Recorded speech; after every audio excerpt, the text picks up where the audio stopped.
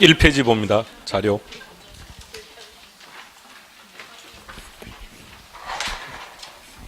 일 번 제목은 뭐라고 되어 있습니까? 누가 결정합니까? 우리 학원 수강료는 학원이 일방적으로 결정한 겁니까? 여러분과 합의해서 결정한 겁니까? 일방적으로 결정했다고요? 아니요, 합의해서 결정한 겁니다. 학원이 먼저 수강료를 제시한 거죠. 여러분들 그 수강료에 동의했으니까 등록을 한 거죠. 그죠? 예, 합의한 거예요. 건설회사가 아파트 분양가를 먼저 제시하는 거죠. 분양을 받는 사람들은 그 가격에 동의하겠다는 거고, 근데 그 가격에 동의를 못하겠다고 하면 어떻게 됩니까? 미분양이 되는 거고.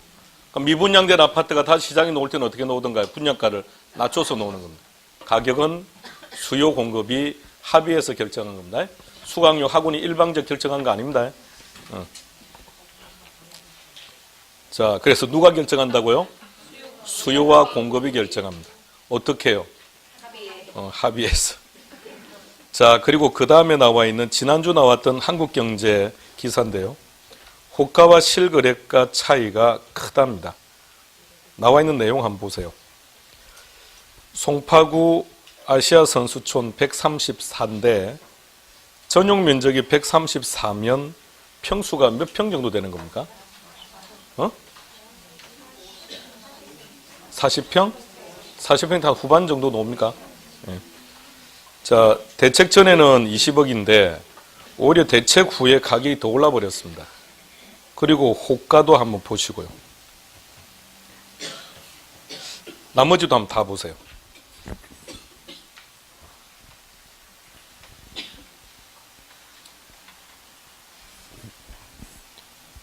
전반적으로 보면 파리 대책 후에 실거래가가 하락을 한 거죠. 근데 왜 아시아 선수촌은 오히려 올랐을까요?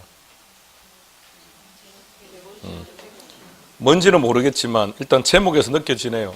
아시아 선수촌이니까 86년도에 신축됐겠네요. 그러면 재개발입니까? 재개발, 재건축 대상입니까? 예, 그래서 올라간 거예요. 일산 호수마을 럭키롯데 봅니다.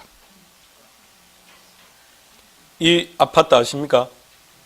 호수공원도 조망되고, 그럼 다음 주 수업은 일산에서 하는 걸로 하겠습니다. 사무실에 앉아 있어봤자 별 의미가 없어요. 부동산에 모르니까. 다음 주는 일단 호수공원에서 만나는 걸로 합니다. 그 다음 주는 아침에 학원으로 오지 마세요. 일산 호수공원에 딱 와요. 입구에. 날씨가 춥다고요? 그럼 딱 봄에 간다고요? 다음 주에 거기서 아침에 오는 걸, 저는 학원으로 바로 안 온다. 거기로 바로 오세요. 각자 알아서. 자, 럭키롯데 봅시다. 대책전은 6억 4천인데 후에 가격이 많이 떨어졌네요. 그리고 호가는 7억이랍니다. 들어갑시다. 왜 실거래가와 호가가 이렇게 차이가 큽니까? 먼저 호가가 뭔가요? 호가가 매도자가 팔기를 희망하는 가격입니다. 매도자가 팔기를 희망하는 가격입니다. 저도 지금 제 집을 내놓은 상태입니다. 반포 아파트를 125억에 내놨습니다. 그래서 매수인이 오면, 왜요? 매수인이 오면 한 100억 깎아주려고요. 매수인 생각이 얼마나 기분 좋을까요? 100억이나 싸게 샀는데. 호가를 왜 이렇게 7억에 부르는지 모르겠습니다. 한 700억 불러버리죠. 700억 불렀다고 오면 한 500억 깎아줘버리는 거죠. 호가는 다시 말하면 아무런 의미가 없다는 얘기입니다. 호가는 희망 가격이라는 거예요. 희망 가격. 자, 이제 이야기 한번 하고 갑시다. 근데 왜 이렇게 차이가 클까요? 차이가 큰 이유. 아이고, 전문가들이 왜 이래요? 합격을 못했을 뿐이지 전문가라고 했는데 왜 이렇게 호가가 심할까요? 먼저 경기 변동으로 한번 판단해 봅시다. 우리가 실무에 있으면 앞으로 이런 경험들을 계속 많이 하실 겁니다. 그럼 그때 느껴요. 아, 지금 상황이 이런 상황이라는 것을. 자, 우리가 이 시장은 호황이라고 했습니까? 호황이라고 말하기도 하고 상향시장이라고도 말하는 겁니다. 그러면 부동산 시장이 상향시장이라고 한다면 지금 이 시장에는 매도자가 많은 겁니까? 매수자가 많은 겁니까?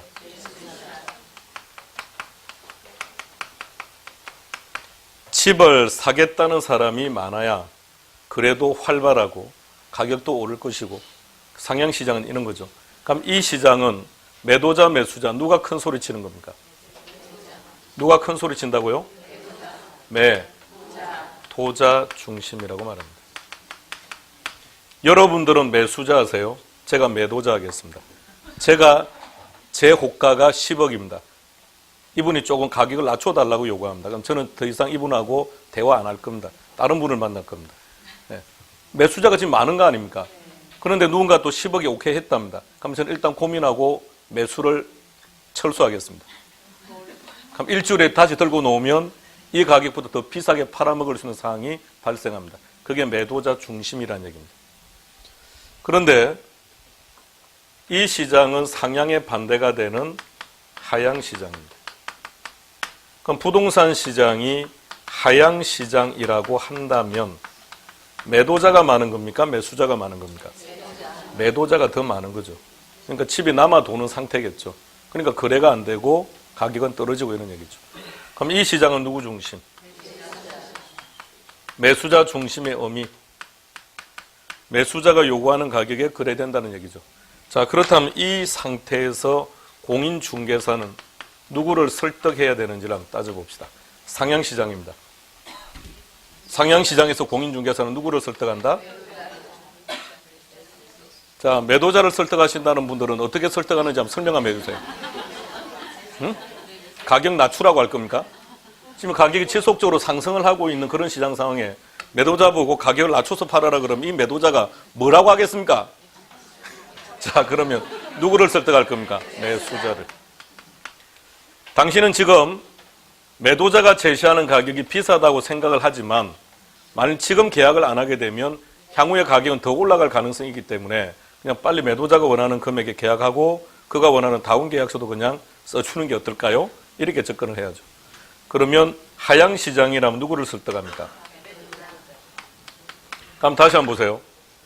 상향 시장과 하향 시장은 가격이 아주 뚜렷하게 나타나요. 시장의 컬러가 아주 뚜렷하다고요. 이렇기 때문에 이 상태에서는 실거래가와 호가의 갭이 클 이유가 전혀 없어요. 그 말은 이해하시겠습니까? 네. 그러면 그 둘의 호가가 크다는 얘기는 시장 상황이 불투명하다는 얘기입니다. 이 시장을 뭐라고 했죠? 후퇴. 이 시장을 뭐라고 했었죠? 회복. 이 두 개의 시장은 각각 과도기죠. 자, 실제 시장은 두 개입니다. 상향 아니면 하향요. 그런데 10억이었는데 갑자기 눈 떴더니 5억이 되어 있지는 않을 거 아닙니까? 그 과도기를 그냥 이렇게 부른 거예요. 후퇴한다, 회복한다. 자, 그러면 후퇴 시장과 회복 시장을 놓고 봅시다. 후퇴 시장 보세요. 후퇴 시장 초기를 생각해 보세요. 후퇴 시장 초기. 상향의 성향이 큽니까? 하향의 성향이 큽니까? 상향과 똑같겠죠. 단지 달라진 게 있다면 가격이 꺾였다는 거지. 나머지는 상향과 똑같죠. 그렇다면 이 시장은 매도자든 매수자든 이게 상향인지 하향인지 지금 시장상이 어떠한 건지 감을 못 잡고 있다는 얘기입니다. 그러니까 서로가 요구하는 가격들이 희망하는 가격들이 서로가 다 커지겠죠. 회복도 마찬가지일 거고요. 그런데 시간이 흘러서 각각의 후반기로 가면 갈수록 성향들은요. 그 반대 성향들이 뚜렷하게 나타나기 시작하겠죠. 자, 후퇴 초기라서 그렇지 이게 시간이 지나면 점점 어느 쪽 특성이 커집니까? 하향 시장의 성격이 커져간다면 가격은 뚜렷하게 다운된과 동시에 정확하게 거래가 이루어질 거예요. 그러면 제목에서 호가와 실거래가의 차이가 큽니다라는 말의 의미는 어떻다는 겁니까? 경기 변동과 연결시킨다면 과도기적 성향이 크다는 얘기입니다. 그럼 지금 우리 부동산 시장은 어떻게 보는 게 좋을까요? 일단 회복은 아닌 거 아닙니까? 그럼 어떻게 되는 겁니까? 후퇴겠죠. 그리고 후퇴 어느 상태? 후퇴 초기 상태가 지금 우리 시장이겠죠. 자, 두 번째. 왜 매수자들은 자, 그럼 고전에 자, 일산 럭키롯데를 보세요. 5억 2천에 거래되었습니까? 근데 호가는 얼마라고요? 자, 우리 모두 다, 자, 오세요. 우리 모두 다 지금 여기에 살고 있는 거예요. 우리 모두 다 이 아파트에 살고 있는 겁니다. 근데 왜 5억 2천에 파신 겁니까? 이분이 5억 2천에 판 거예요, 지금. 왜 파신 겁니까? 그렇죠. 금매라는 얘기입니다. 합격. 예. 자, 이분은 금매로 지금 판 거예요. 상황이 급해요. 어떤 상황요? 이민 갈 수도 있고, 가정에 어떤 문제가 있을 수도 있고, 아니면 지금 대출을 많이 받았는데 자꾸 이자가 올라가는 부담도 있고 등등 때문에 이 집을 급하게 내놓은 거예요. 자, 그러면 매수자들은 이 실거래가를 안다, 모른다? 사이트 들어가면 다 안다고 했지 않습니까? 매수자는 물론 일정한 기간이 걸리긴 합니다만, 매수자는 실거래가를 안다, 모른다? 안다. 그럼 매수자는 금매된 것만 요구할 거예요.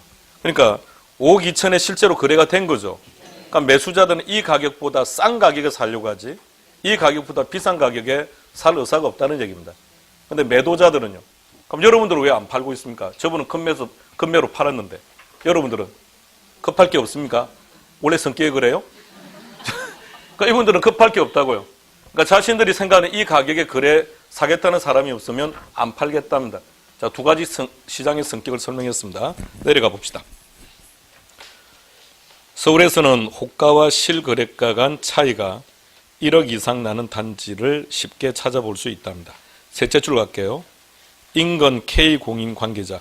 자, 신문을 보다가 그것처럼요, 인건 K공인 관계자 이렇게 놓으면 그 말은 이 사무실에 있는 사람이 한 게 아니라 기자가 소설 썼다고 생각하시면 돼요.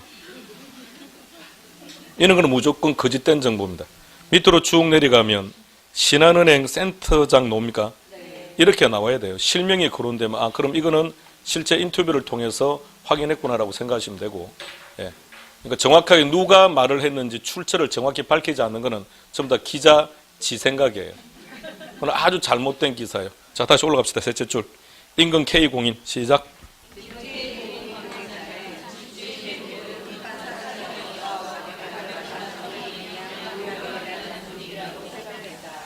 자, 이제 일산 장항동으로 갑니다. 거기서 밑으로 넷째 줄 내려가면 장항동 A공인 관계자가 나옵니다. 시작.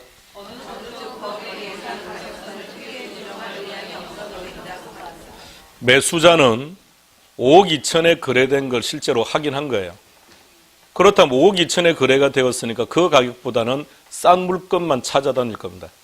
그러나 매도자 입장에서는 자신이 투자한 돈들이 있으니까, 그렇다면 나는 7억 이하로 누군가 사겠다고 한다면 나는 팔 의향 없다는 얘기입니다. 자, 이런 시장이 되면 제일 힘든 사람이 누굽니까? 공인중개사요. 이러면 거래 절벽으로 들어가는 거죠. 자, 내려갑시다. 신한은행 센터장 얘기 들어갑시다. 시작.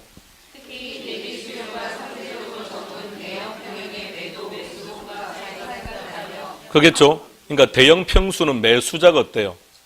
적죠. 매수자가 적으니까 상대적으로 오히려 갭은 더 크다는 얘기죠.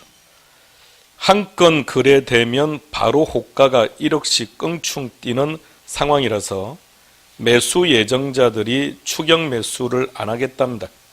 그러니까 매도자가 가격 올린다고 해서 그 가격에 동의하고 거래하지 않겠답니다. 그리고 뭐만 찾는답니까? 네, 금매만 찾겠답니다. 그러니까 이제 그렇다면 갭 투자를 통해서 집을 산 사람들이 지금 심각한 문제입니다. 예, 금매로 팔아야 된다는 건데 그 순간 바로 손해를 봐야 되니까. 자, 내려갑시다. 부동산 124 센터장 얘기 들어갑시다. 뭐라고 되어 있습니까?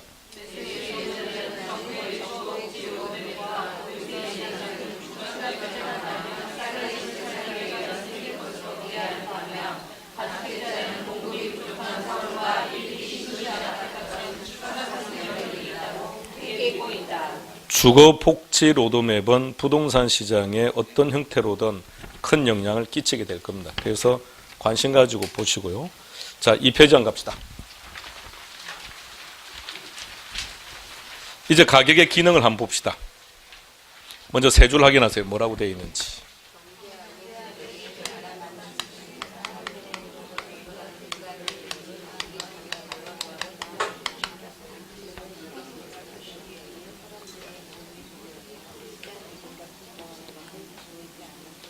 우리가 초딩 때부터 공부했던 겁니다. 경제법칙. 설명하시죠. 경제법칙이란. 초딩 때부터 한 건데요.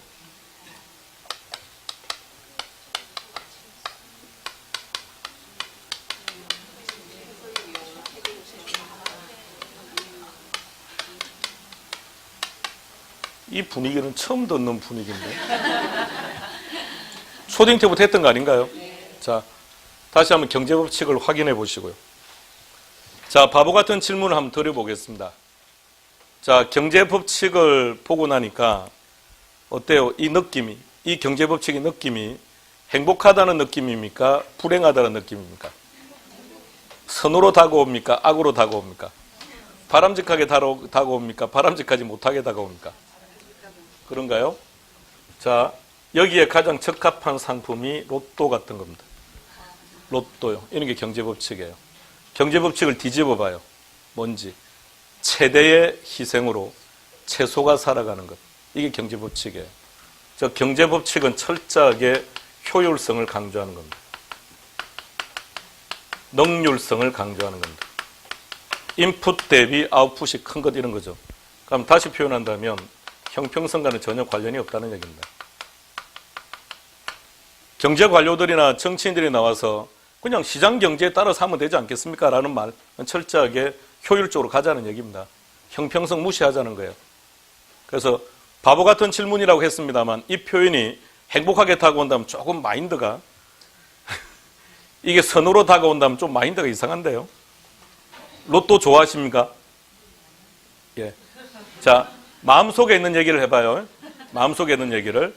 자, 우리 중에 내만 합격했으면 좋겠습니까? 더불어 다 같이 합격했으면 좋겠습니까? 아니요. 마음에 있는 얘기 하세요. 이상한 얘기 하지 말고. 아니, 이게 행복하게 다가온다면서요. 이게 행복하게 다가온다는 것은 다수의 이상으로 내가 폼이 나야 되는데요. 더불어 다 같이 합격하면 내가 폼이 납니까? 뭔 의미가 있겠습니까? 나도 그냥 꼽사리 끼어서 같이 합격한 건데. 다 떨어지고 나 혼자만 합격해야 빛날 거 아닙니까? 마음속에 지금 그게 숨어 있는 거예요. 갑시다. 이 얘기를 한 사람이 아담 스미스입니다. 그래서 거기 나와 있는 것처럼 아담 스미스를 경제학의 시조라고 합니다. 웃긴 얘기죠. 아담 스미스가 알에서 깨어나면서 너무도 뛰어난 능력을 가지고 태어나지 않았다면 그도 분명 누군가로부터 경제학을 교육받고 했을 텐데, 그죠? 근데 이 사람을 시조라고 해요. 이 사람은 신학자입니다. 소크라테스 수학 잘했다 그러죠? 그 사람은 경제학도 공부한 사람입니다. 아리스토텔레스 경제학 다 했습니다. 자, 그런데 많은 신학자들이 경제를 공부하다 보니까 경제의 종착역은 이 내용입니다. 예. 근데 신학자들이 이 말을 하기가 어려워서 그들은 경제를 버리고 신학을 선택해요. 근데 최초로 신학을 버립니다. 아담 스미스는. 그리고 경제학에 발을 담굽니다. 그래서 그를 경제학의 시조라고 해요. 그러니까 얼마나 신학과 경제학에서 갈등을 겪었겠습니까? 그러니까 경제학은 기본적으로 신학과는 완전히 대립된 성격을 가지고 있습니다. 행복하게 다가옵니까? 자, 갑시다. 근데 이 사람이 뭐라고 말했는지 봐요. 시장의 행동을 조절하는 두 가지 기구가 있는데 뭐라고 표현했습니까? 이기심과 가격이랍니다. 이기심이라는 표현, 우리가 흔히 생각하는 그런 이기심이 아니고요.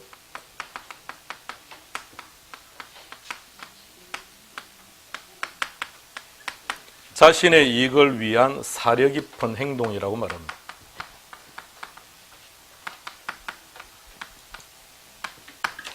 우리 강의실에서 강의실이란 이 공간 속에서 여러분들이 이기심을 가진다는 것은 어떻다는 뜻입니까?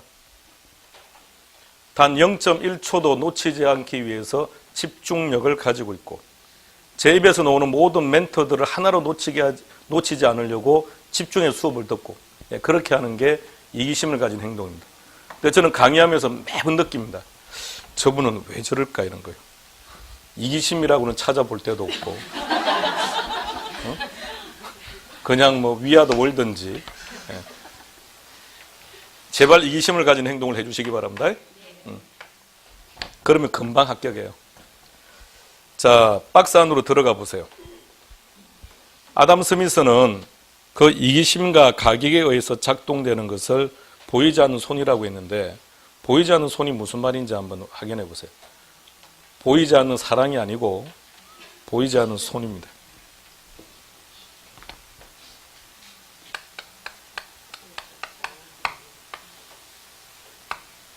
효율적 자원 배분 한번 먼저 써봅시다.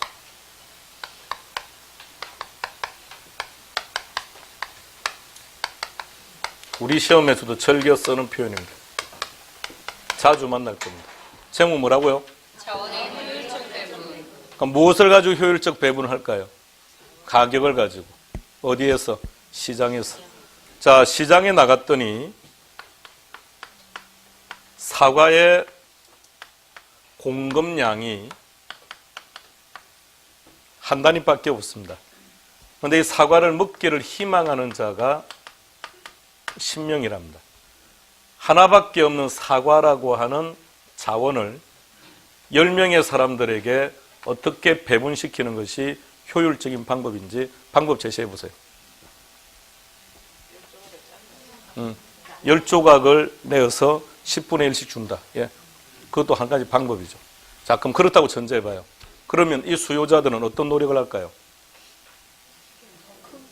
응? 아니, 어차피 10분의 1씩 내가 받는 거고, 또 상황에 따라서는 100분의 1씩 받을 건데, 어떤 노력을 할까요? 아무런 노력을 하지 않습니다. 역사는 발전하지 않습니다. 그걸 사회주의식 자원 배분이라고 말은 합니다만, 바람직한 방법이라고 우리는 하지는 않습니다. 또 다른 방법 제시해 보세요. 선착순으로 줄 수도 있습니다. 자, 선착순으로 준다라고 하면 국민들은 뭐 하고 있을 겁니까? 매일 눈 뜨면서부터 눈 감을 때까지 달리기 연습만 하고 있을 겁니다. 온 국민이. 자, 그런데 우리가 선택한 자본주의는 가격을 올리는 겁니다. 얼마까지? 한 명이 남을 때까지. 그래서 그 자원이 배분되는 겁니다. 가격은 어떤 기능을 하고 있다? 희소한 자원을 효율적으로 배분하는 기능을 하고 있다. 자, 이렇게 되면 배농사를 하던 분들은 계속 배농사를 할까요? 아니면 사과농사로 업종 병행할까요? 감을 생산하는 분들은 계속 감을 할까요? 사과로 갈까요? 그럼 사과의 공급량은 늘어났습니까? 예. 그럼 가격은 다시 하락합니까? 자, 잘 봐요. 왜 배나 감을 생산하시는 분들이 업종을 변경했을까요? 그게 이기심이라고요. 자신의 이익을 위한 사려 깊은 행동을 한 거예요. 나는 어떤 상황이 생겨도 배농사를 계속 할 거야. 이렇게 해서 망했습니다. 그러니까 이거는 이기심을 가진 행동이 아니라고요.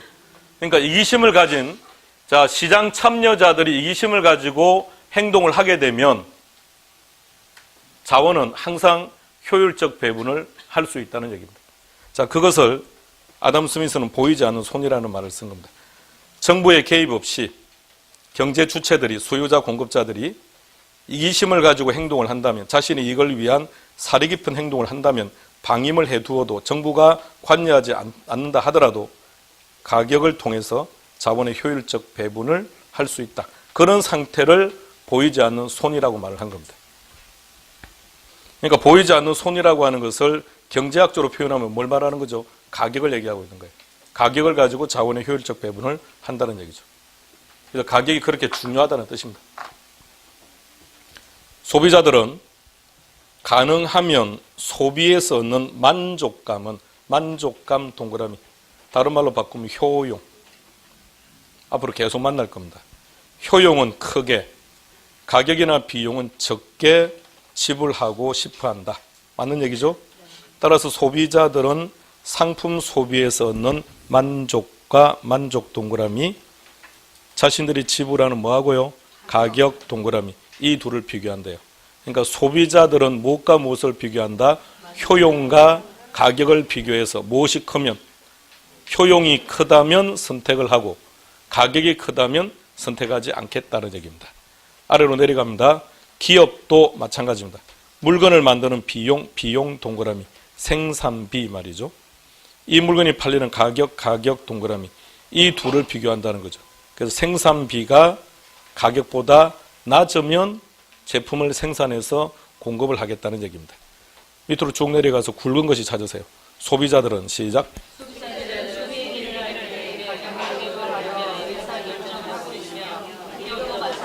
자, 그러니까 우리가 살아가는 세상에서 자원은, 한정적인 제한된 자원은 어떤 방식으로 배분한다? 가격을 통해서. 가격을 통해서 그 과정에 이기심이 수반돼야 돼요. 이기심을 수반하는 그런 상태에서 이루어진다는 얘기입니다. 여러분들이 너무도 자격증에 대해서 절실한 상태입니다. 그걸 비탄력적이라고 말합니다. 그럼 우리하고는 수강료는요? 올라갑니다. 여러분들은 자격증이 절실합니까? 그냥 심심해서 한번 해보는 겁니까? 절실합니까? 자, 사무실 들으세요. 이분들이 절실하답니다. 여러분들은 곧 2배의 수강료를 부담하셔야 될 겁니다. 그러니까 절실하죠? 그래도 데스크에 가서는 뭐라고 하는 겁니까? 에이, 뭐 심심해서 하는데 확 그만둘까도 고려 중이다, 뭐 이렇게요. 그럼 수강료가 안 올라간다는 얘기죠. 자, 계속 가봅시다. 뭐라고 하는지. 시장 경제에서 기업이 생산한 상품을 누가 소비할 것인가는 국가가 간섭을 하지 않는다고 하더라도 가격에 의해서 모든 것이 결정이 된답니다. 그리고 1988년 실제로 있었던 내용이니까 제일 마지막까지 한번 다 보세요. 뭐라고 되어 있는지.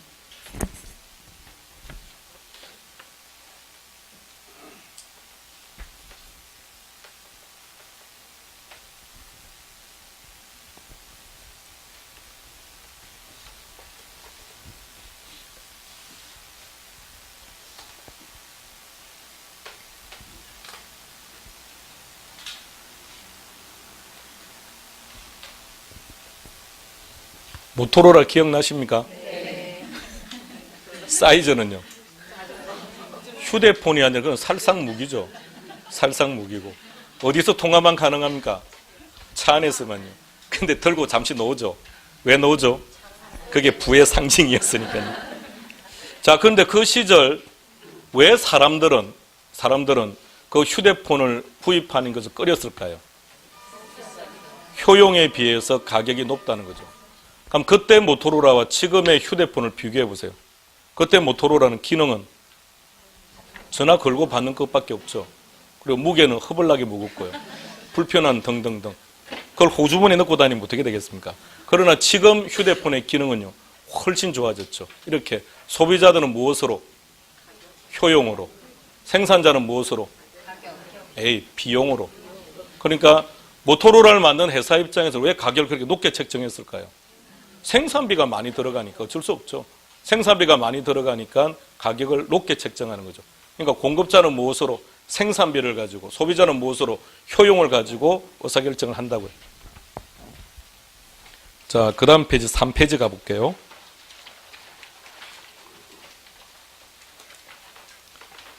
이와 같이 가격이라고 하는 것은 어떤 상품을 누가 생산할 것인지도 알려주고 상품을 누가 소비할 것인지도 결정해 준답니다. 나머지 한번 쭉 보시면 되고, 그 다음에 나와 있는 내용들 일단 다 읽어보세요. 7줄만요. 7줄만 다 확인하세요.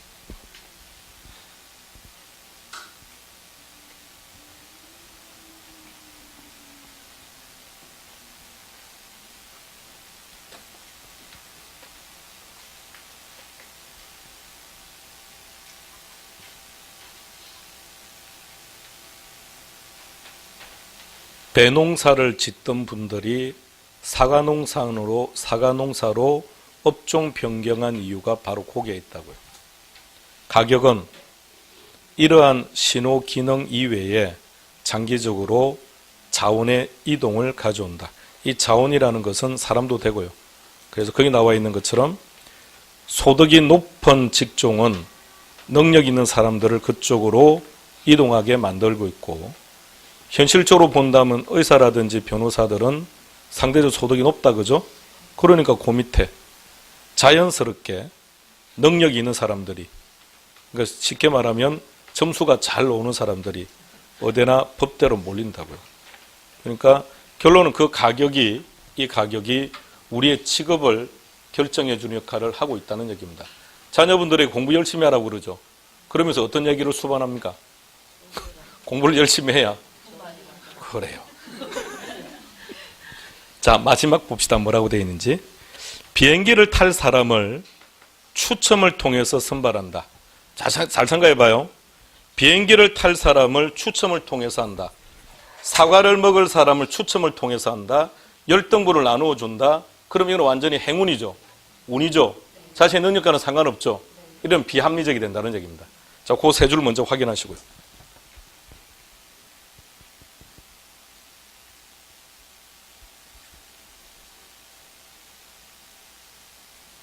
그리고 박스 안으로 들어가시면 가격의 중요성이라고 했었는데 실제로 있었던 일입니다. 확인해 보시죠.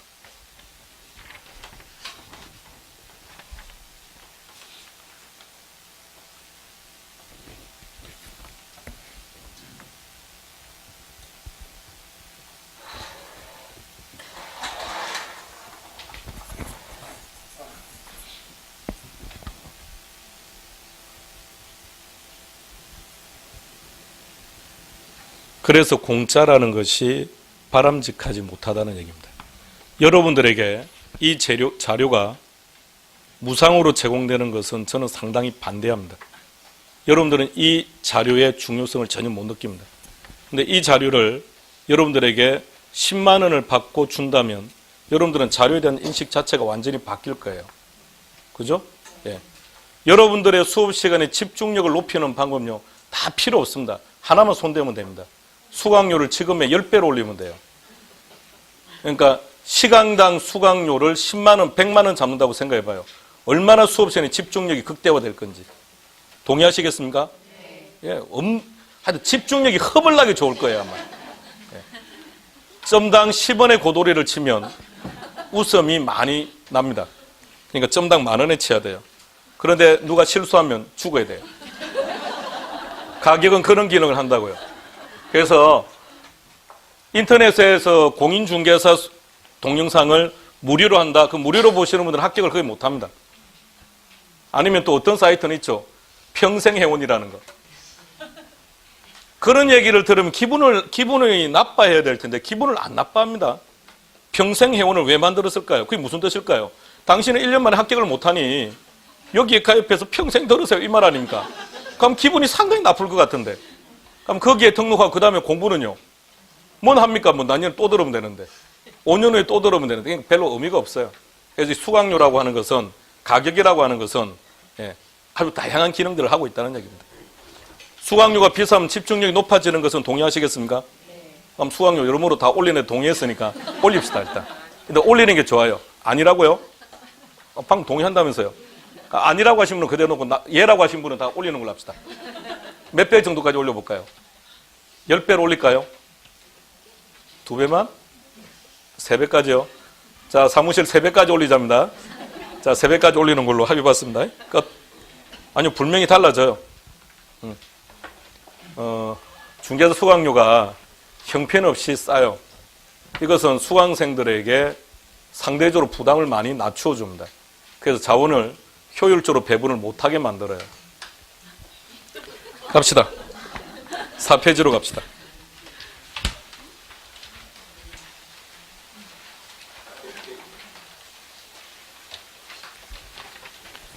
이번은 제목이 뭐라고 되어 있습니까?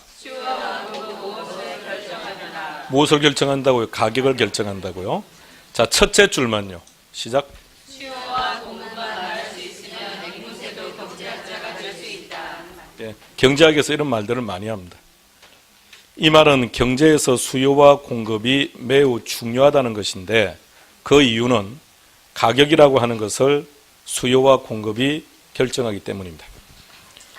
초창기 경제학자라는 얘기는 아담 스미스가 살았던 그 시절의 경제학자들에게 우리가 아파트 가격은 어떻게 결정됩니까? 라고 물어본다면 그들은 뭐라고 대답한다고요? 오케이, 비용만 동그라미요. 비용이 이렇게 들어갔으니까 가격이 이렇습니다 라고 말을 한다는 얘기죠. 그런데 상품 가격이 생산비에 의하여 결정된다는 것을 못마땅하게 생각하는 사람들이 있었답니다. 그들을 뭐라 불렀다고요? 한계효용학파라고 불렀는데 이 사람들에게 가격은 어떻게 결정됩니까? 라고 물었다면 뭐라고 대답했을 거라고요? 효용 동그라미. 앞서 다 나왔던 거 아닙니까? 비용, 효용, 예. 자, 그런데 가격이 생산자의 생산비에 의해서 결정되는지 아니면 소비자들의 효용에 의해서 결정되는지에 대한 정확한 대답은 마샬이라는 학자가 마무리를 짓습니다. 마샬의 대답은 너무도 간단했다. 5줄 확인하세요.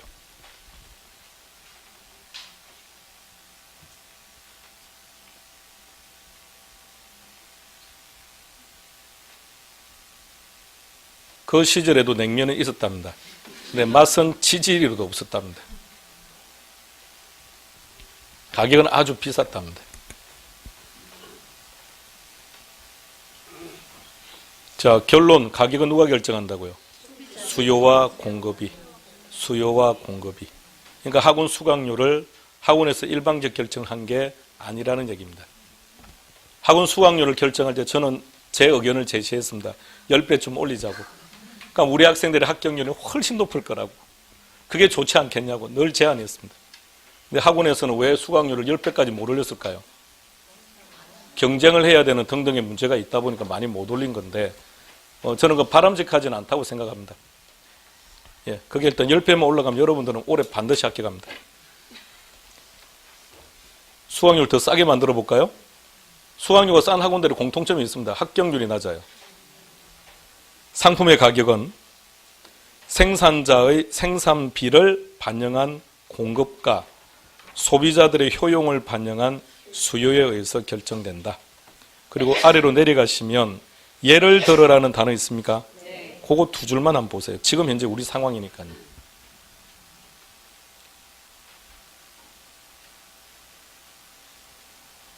뉴스를 보니까 사우디 왕자의 난 그렇게 말하죠. 네. 저끼리 뭐 싸우고 죽이고 하지 않던가요? 네. 자, 그리고 지금 중동 상태가 별로 안 좋아요.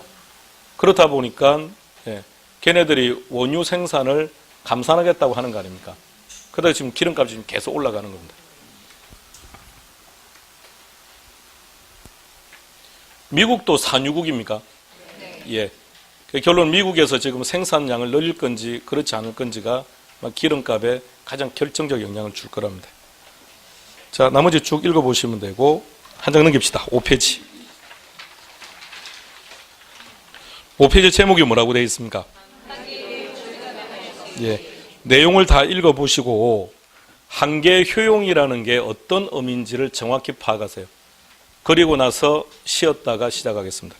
다 읽어보시고 한계 효용이 무슨 뜻인지를 정확히 파악하신 후에 쉬었다가 시작하겠습니다.